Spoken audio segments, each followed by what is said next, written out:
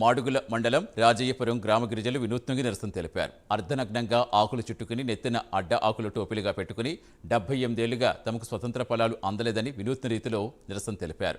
తమ గ్రామానికి రోడ్డు, త్రాగునీరు, విద్య, వైద్యం వంటి మౌలిక సదుపాయాలు ఇప్పటికీ లేవన్నారు.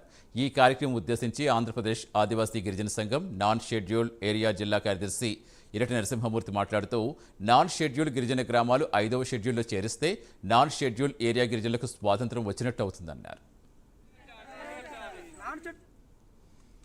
అనకాపల్లి జిల్లా వీమాడుగుల మండలం అజయపురం గ్రామంలో ఆగస్టు 15 సందర్భంగా స్వాతంత్ర సందర్భంగా ఈరోజు ఇక్కడ స్వాతంత్ర జెండా పట్టుకొని మా గిరిజన గ్రామాలని 5వ షెడ్యూల్లో చేర్చాలని ఎప్పటి నుంచో మేము గిరిజన సంఘాలుగా మేము అనేక పోరాటాలు చేస్తూ ఉన్నాము.